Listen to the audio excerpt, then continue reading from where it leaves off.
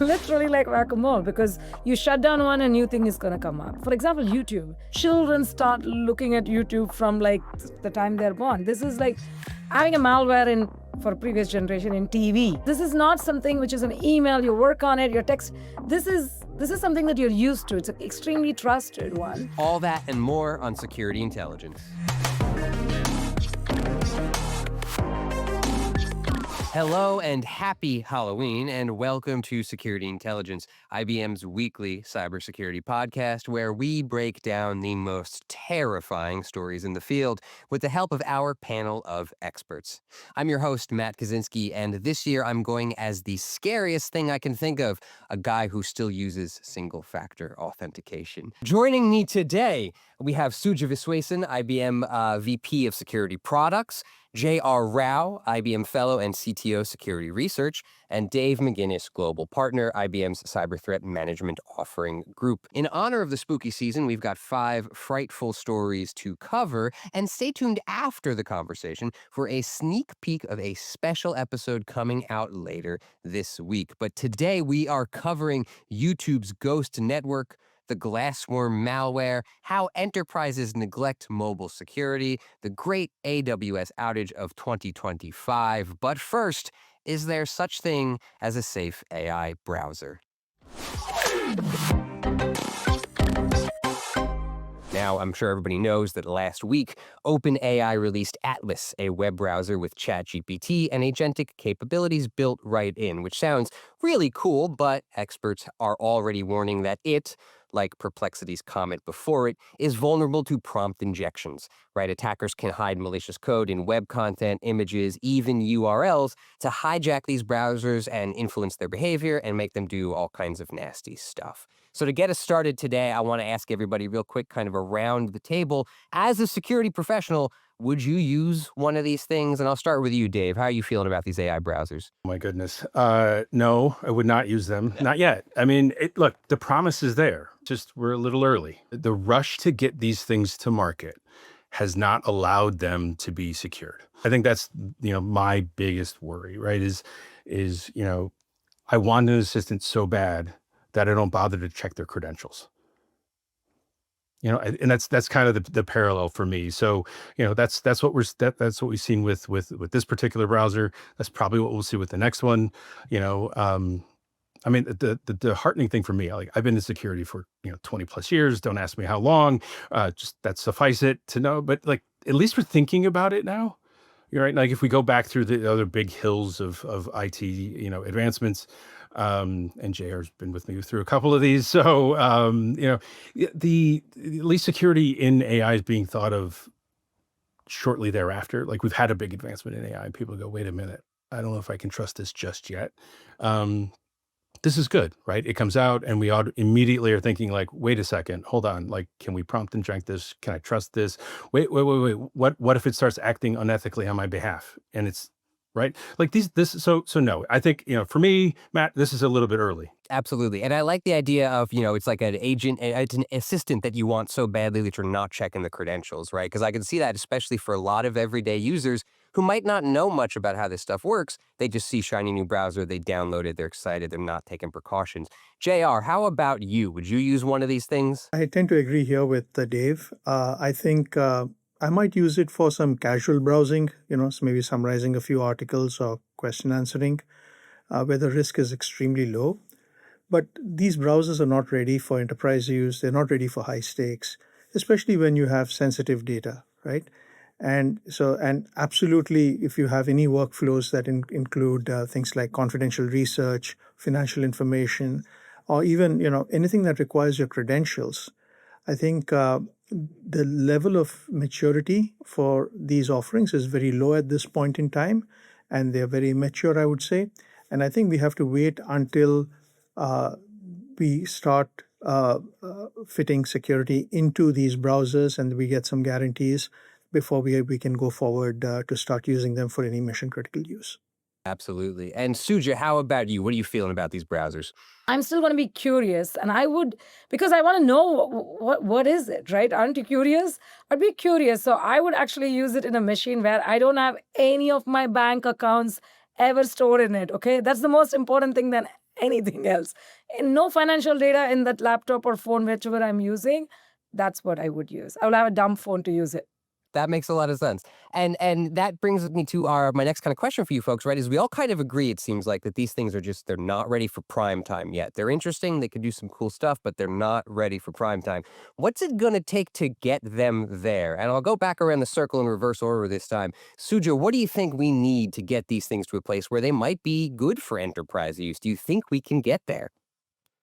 I think they need to be starting about the security aspect of it, shifting left and thinking about it first, right? That is what is going to get them. Because governance, the regulations are also always going to catch up. We saw it with data, right? GDPR and everything else. After we gave our data for free is when those regulations came in. Governments and regulations are going to be later, no matter how early they think they are. So the biggest thing, if somebody wants to make money, a business that wants to start enterprise using it, they need to be shifting left, thinking about security, and have those testing done. Because, look, the rules are there for the good people. The bad guys don't have any rules. That's a really good point. We set up those rules, right? And the bad guys, they're not going to listen anyway, right? JR, how about you? What are you feeling like? I feel like Suja kind of agreed with you there. You were saying you want to see security earlier in the process. Do you have anything to add there? What do you think it's going to take? I think even even OpenAI with Atlas and even some of the others like Perplexity with Comet and so on, they've been very clear that while they've done security engineering, right, that there are many areas where things like prompt injection, which remains a frontier, which remains an unsolved security problem for them, and they need to be able to address some of these before they move forward. So fundamentally, if you look at where the problems are, I think you need to do things like detection of prompt injection, prompt sanitization, if you will. You need to be able to isolate content and context, specifically because many times what the attackers are doing is they are mixing instructions along with the data that is provided, the query that is provided, and the models are unable to differentiate between the two. And so very often attackers are able to sneak in specific instructions and able to get the models to misbehave. So I think, there is a lot of promising research that we've done in this space on how to sandbox some of these executions, on how to track provenance, and how to build, policies around LLMs and firewalls. Some of these capabilities will have to make their way in. Then we'll have to see what sticks and what doesn't. And as that level of maturity goes up, our confidence in these products is going to go up, and the risk is going to go down. Absolutely. And that's kind of the way that all this technology moves, right? The new thing comes out and we kind of have to do a little bit of catch up. We experiment with what works, we put it in, and then we get to a place where we can trust these things. Dave, how about you? Anything to add there, what you want to see these browsers do to become safer? I mean, as the first person to say, no, I wouldn't ever use them. I mean, and the reason is, they're saying like, well, you should be really careful, Dave. Like human in the loop, yeah, that's a safeguard, but not the best one, right? So, I like to click on things as much as the next guy, right? But but in seriousness, you kind of got to go back to fundamentals, right? So visibility, right? And in the world of AI, we like to say things like transparency and observability, but it's fancy words for being able to watch stuff, monitoring, like JR just talked about, right? I want some ability to have protective controls, right? Maybe that's around identity, maybe that's clear permissioning, like things like that inside of browsers. Like I'm not talking rocket science or high levels of data science. I'm talking about basic security, protective controls, right? And then I want to be able to, like, once identified, I have some ability to respond, right? Whatever that may be, right? So, it's just basics, right? And today those basics aren't there, right? And it's just left on my shoulders to be very secure, and it's going to be out of my hands today. So like that's a silly thing. So like I think for an enterprise to allow these things to happen, right, it's going to require the basics to be there, and like like the fundamentals have to be there. Like, how are you watching it? How transparent is it? How auditable is it?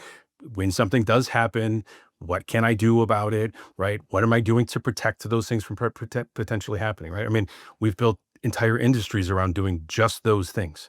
So I know that's what I've done. That's what Suja was wondering. That's what I've done for 20 years. So it's trying to fight those things. So See, absolutely. That right. the reasoning capacity, the being is going to reason more, right? As opposed to in the today's AI, the reasoning capability is not there like a human, because when you tell it to forget and it forgets, then we have a, what do you call it, a single cell organism. It's not a it's not a we're nowhere close to AGI at that point. So we need to be thinking about it because it's a combination of rules as well as reasoning, and the reasoning capability is not there yet.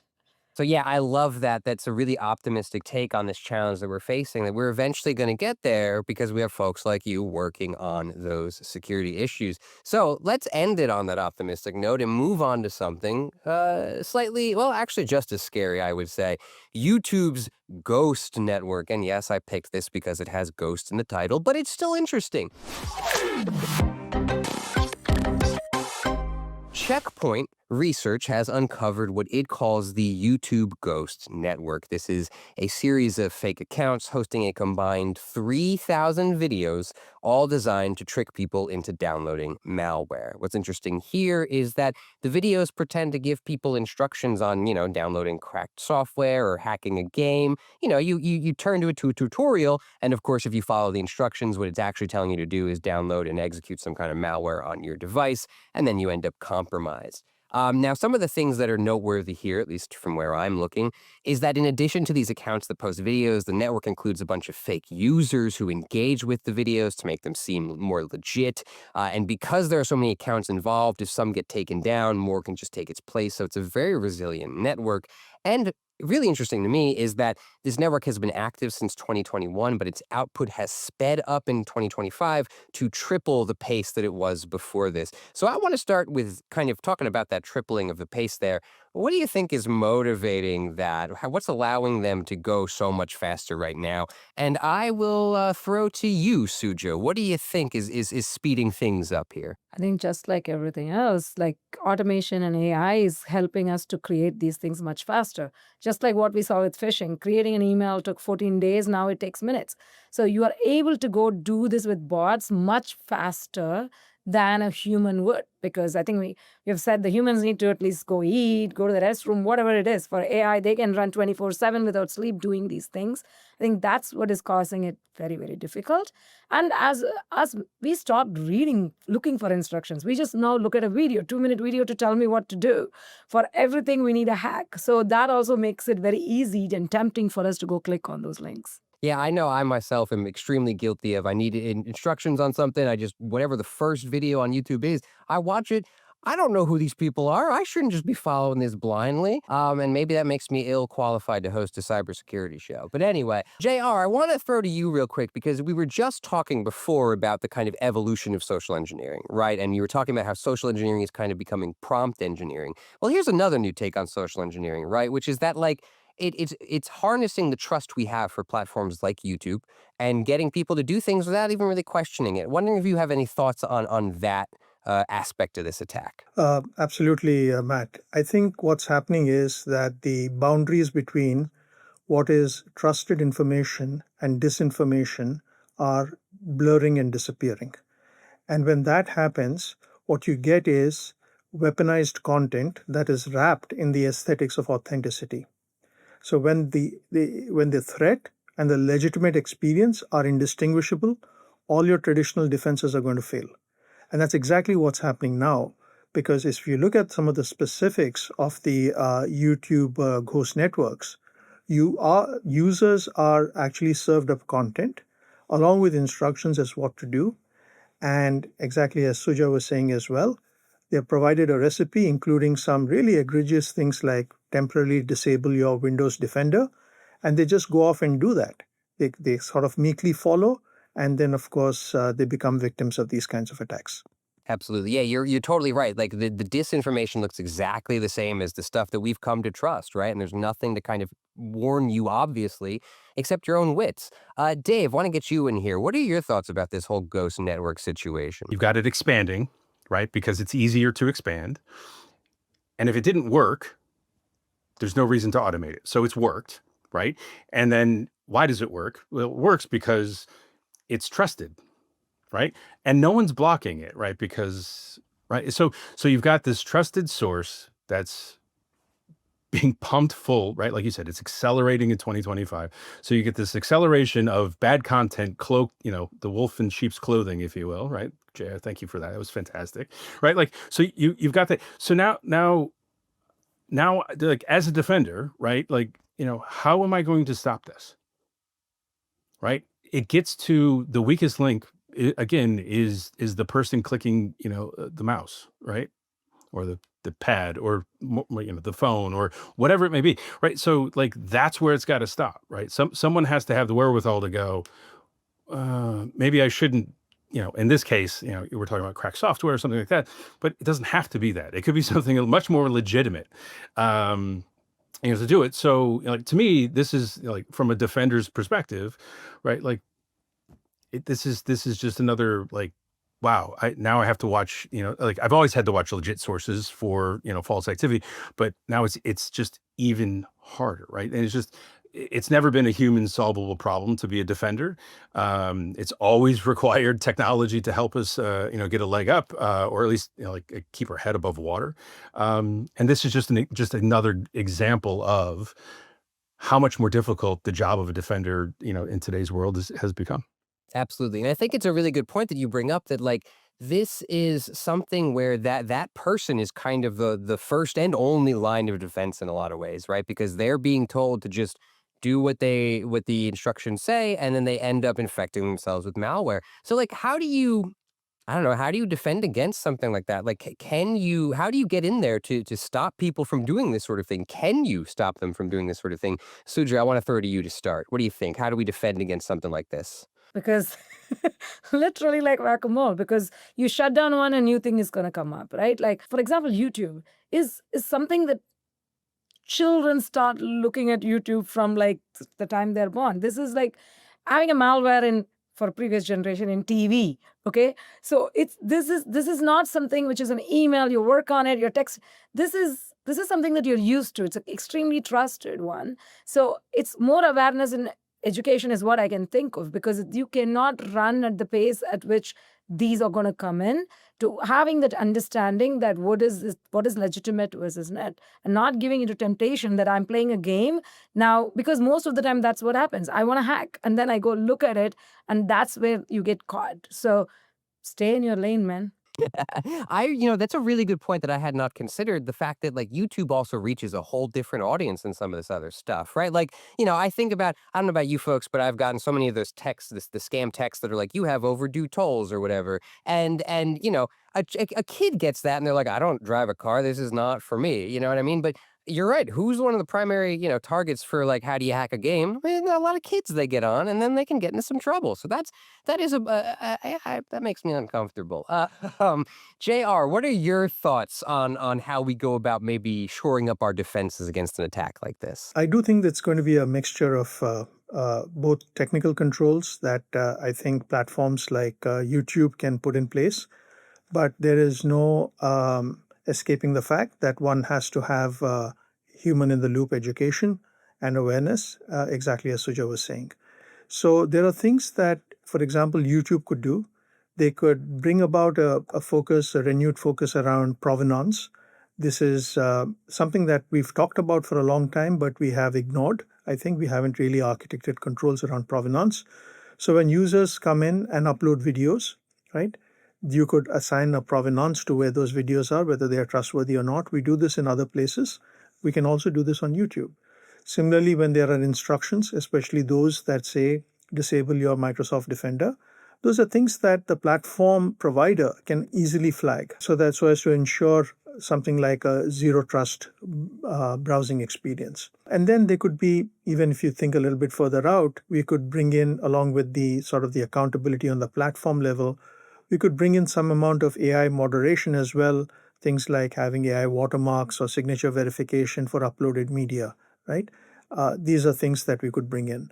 So there are, to complement the human awareness aspect, there are technical controls and there are technical steps that platform providers can take. Absolutely. I like that very much. There are things that can be done. It's not as, insurmountable as it might seem at first glance. Dave, take us home. Anything you would recommend in terms of shoring up our defenses here? I would like to take JR's comments. I would like to highlight them, underline, boldface, and increase the size of the font. No, and seriously, like because like the traditional answer here is, well, you got to educate your users, and you got to deploy defense in depth.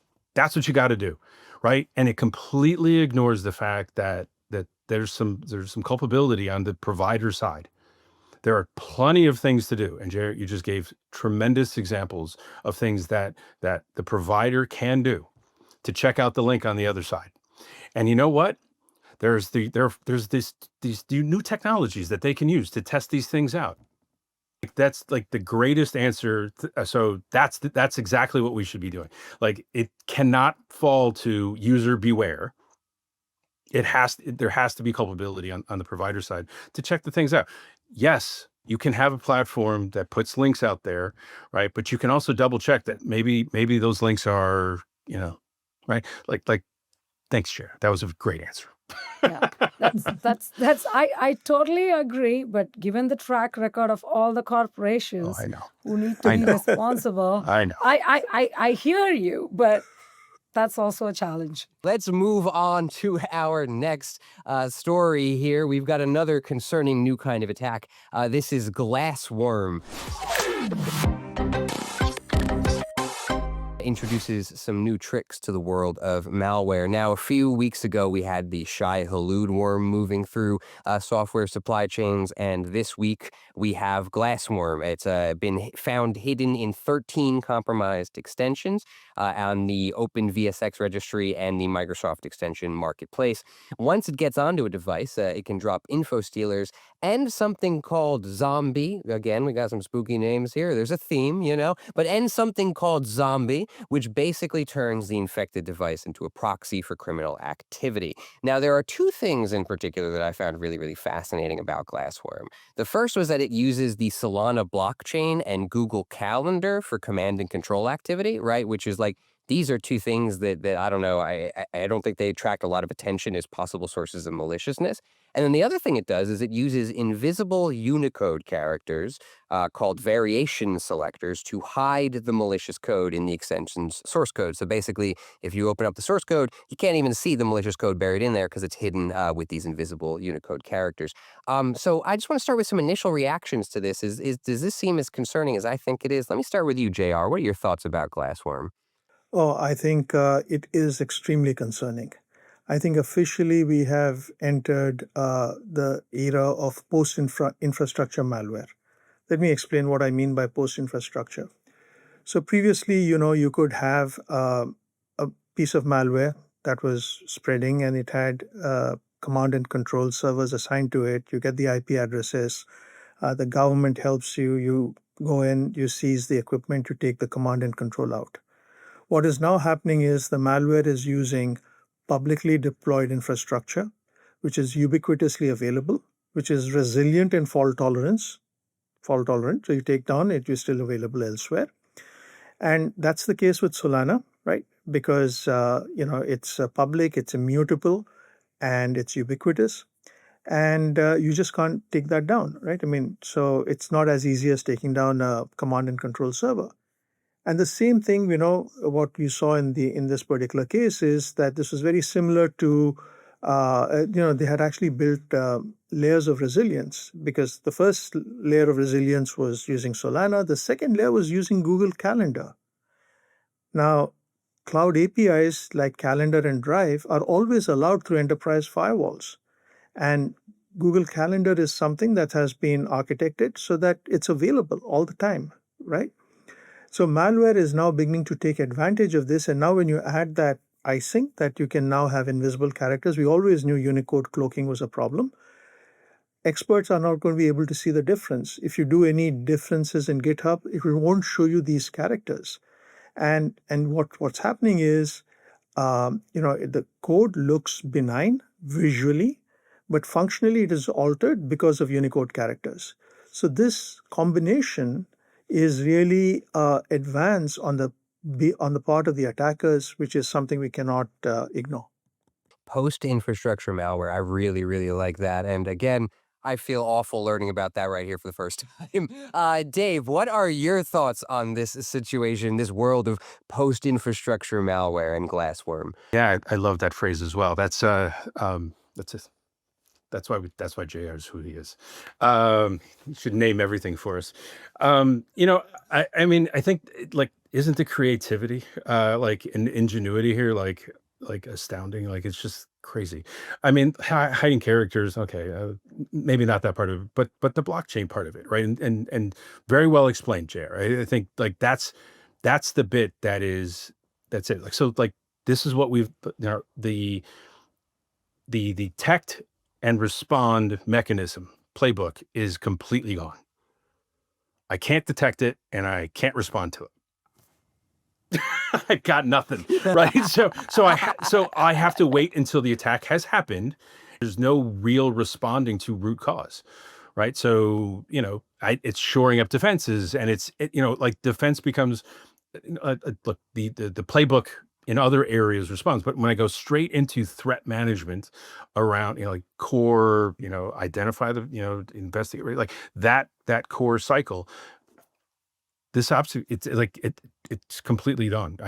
There's nothing I can do, right? I cannot get to those core servers because if I manage to find one, it's gone, right? So it's yeah, I mean, and I'm not nobody's happy smiley facing or thumbs upping it, but you know what? Look, every now and again something comes along and you're like, oh, that's clever.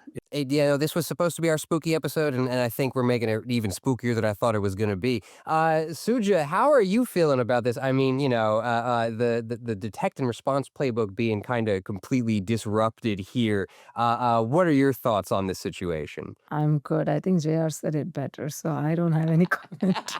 Fair enough. Fair enough. So then let's move on to kind of, Dave, you were saying, look, it's what we do is we adapt to this sort of thing, right? We see every once in a while, you see something, you say, hey, that's really clever, but we don't have time to rest on our laurels. We got to do something about it. So how do we adapt to something like this? And I'll swing back to you again, JR. Do you have thoughts on what is required of us in this moment? Fundamentally, the idea under post-infrastructure malware is that malware is relying upon publicly available infrastructure to execute its purposes, which means that if we have publicly deployed infrastructure, they have to up the game in terms of protecting against use, abuse, and misuse by such malware. And what that means is if you take something like the Solana blockchain, I think we are going to see the emergence of an era where you'll have telemetry and threat detection and intelligence around blockchains. That may be a subfield that's going to come. Similarly, if you look at something like Google API, Google Calendar, we might actually have something like context-aware cloud API inspection. We've had things around cloud security before, but these kinds of developments may bring that back into fashion. And then finally, if you look at things like Unicode cloaking, I think we'll have to do something around Unicode normalization and auditing of differences. Maybe things like software bills of materials and linters, which are more Unicode aware, may become more important as we go forward. But definitely, it's not going to be a one-trick solution. It will require a village to get this thing done. According to Verizon, organizations are neglecting mobile security. Now, Verizon Business's 2025 Mobile Security Index came out recently, and it reports that people are far more likely to fall for smishing attacks, or SMS phishing, than for email phishing. And attackers know this, hence the increase in smishing attacks recently. But we're not seeing corresponding increases in investment in mobile security tools, which leaves organizations wide open. So my first question here is why do you think organizations are kind of neglecting to invest in mobile security? And I'm going to throw it to you first, Suja. Any thoughts on why this is a gap for so many companies right now? Well, look, if most companies, when they give out mobile devices, it does come with security, right? Whether it is edge or whatever. Like, for example, in our own organization, we use like IBM's Mass 360 in everyone so that you know what is going on. Even if you accidentally click the link, we are able to intercept and then say, okay, this is not something you're supposed to click. As Dave pointed out, our job is to click on things. So it's very difficult to tell people and say, don't click on things. And you're preoccupied and you might accidentally click something.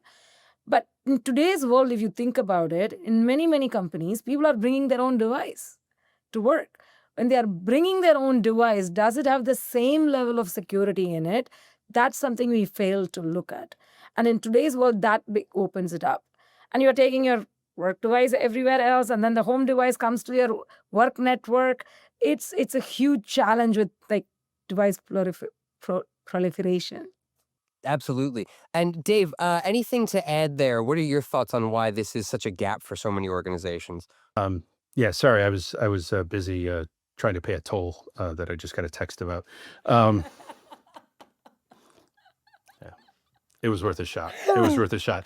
No, I make myself laugh.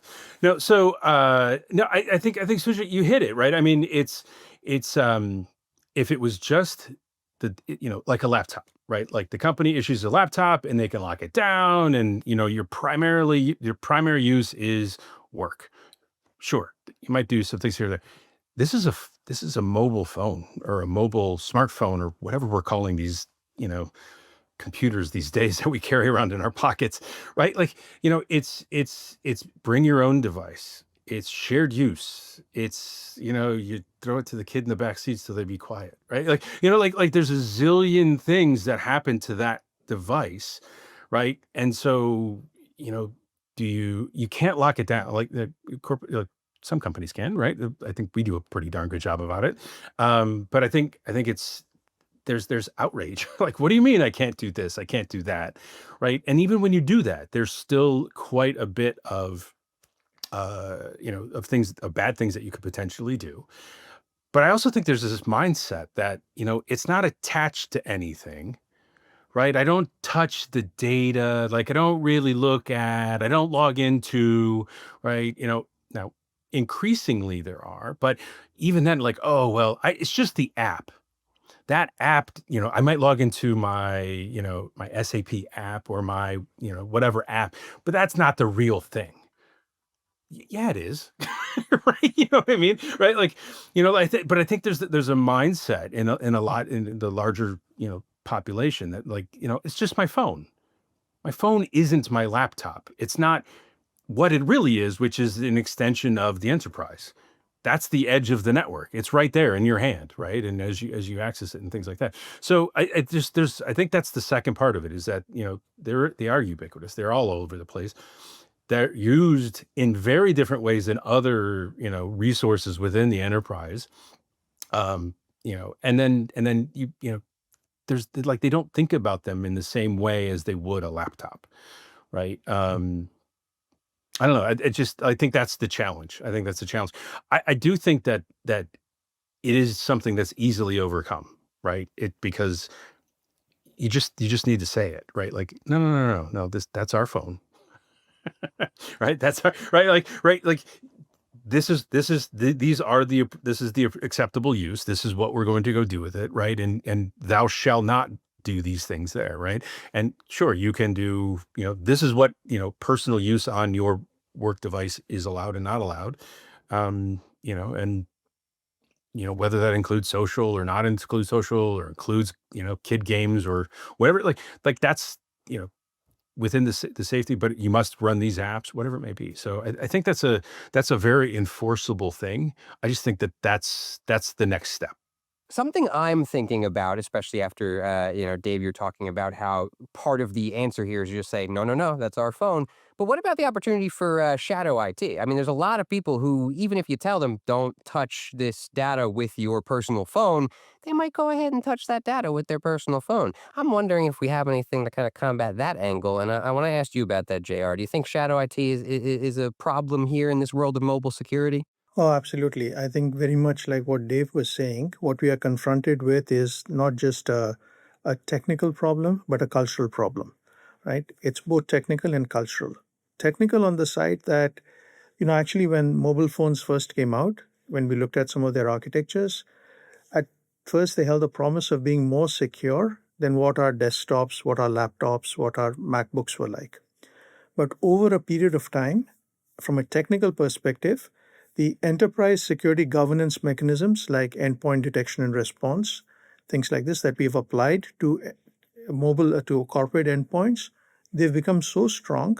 And on the other side, the culture has also reinforced that certain kinds of behavior around corporate endpoints. But when you come to mobile endpoints, very often these are bring your own devices. The corporate governance has lagged behind because many people are hesitant they will use their mobile endpoints, their phones to take calls or to call in, but they're kind of hesitant. They still draw a line on their mobile device between personal use and official use.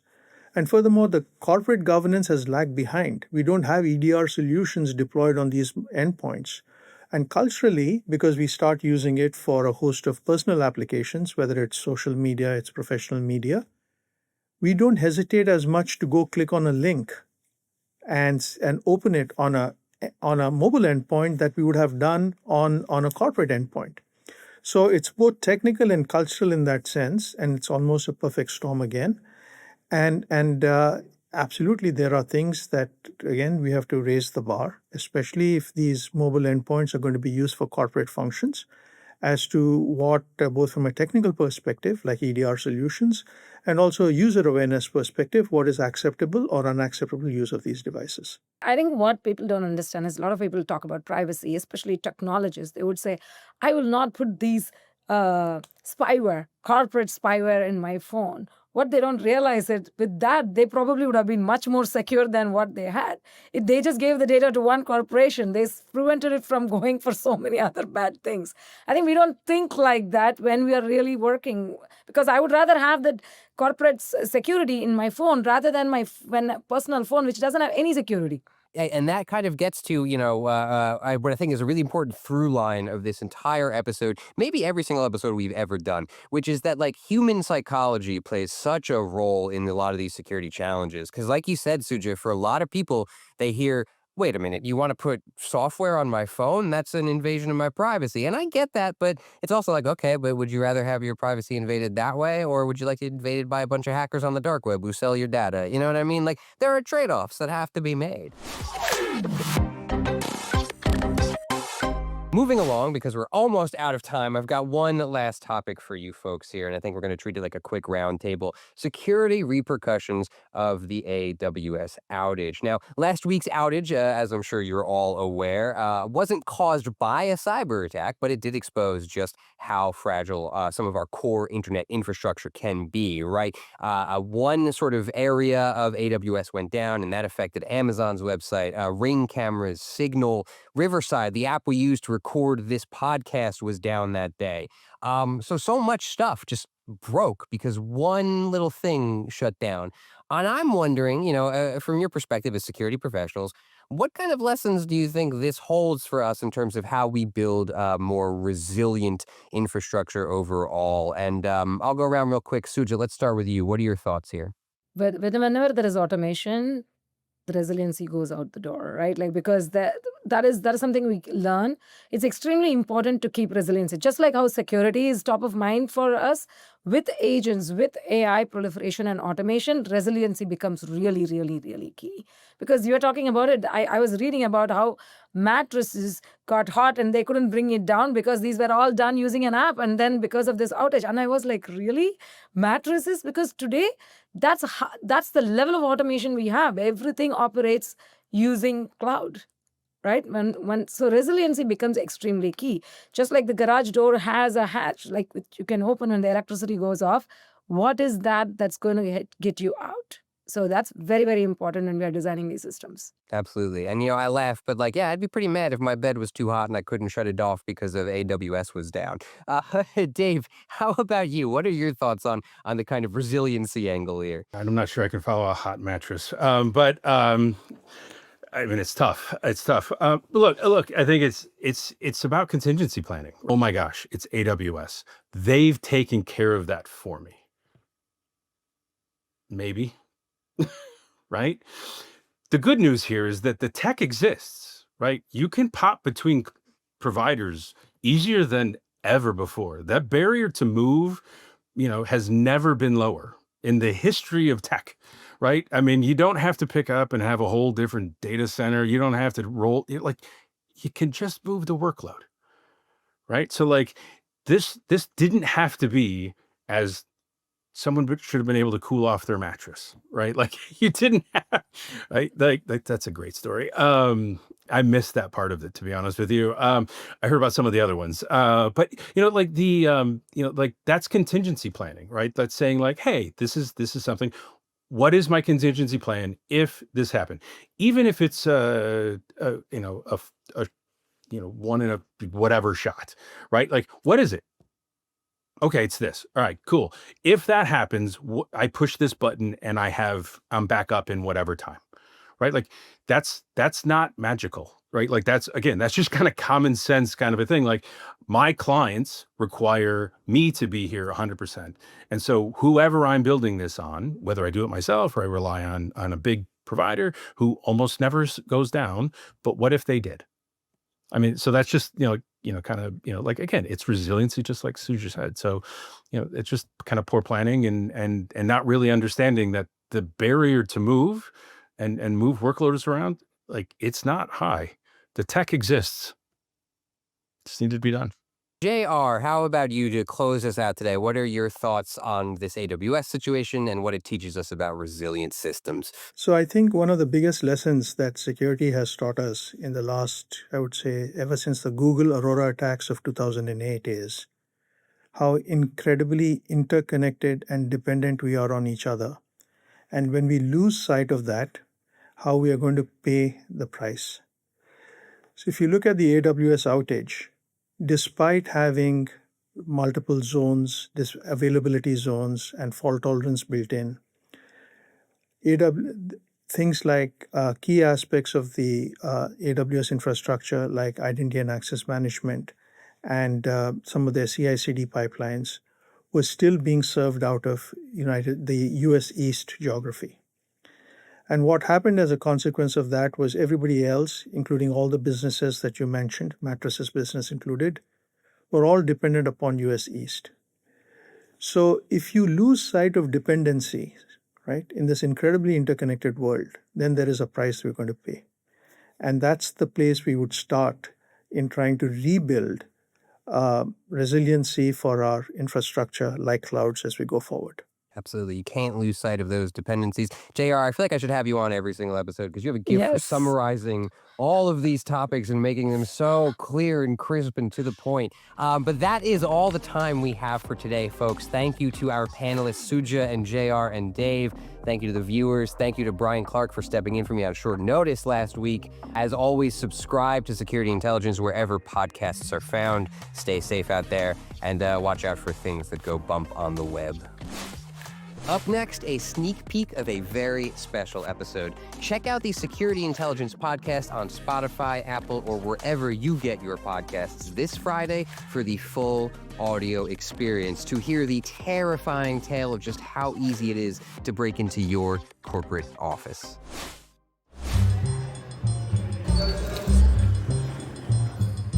You're the receptionist at a mid-sized firm in Los Angeles, and a woman you've never met before walks right up to you. She's interviewing with the company next door, and she just spilled coffee all over her resume. She's got extra copies right here on a flash drive. If you could print her off a new copy, that would be amazing. But then you'd be falling right into the trap laid for you by Stephanie Carruthers. Stephanie is an expert in social engineering, particularly the kind that involves breaking into people's buildings. Physical assessments are by far my favorite, and I think a lot of social engineers' favorite, because it's the most tangible thing you can do.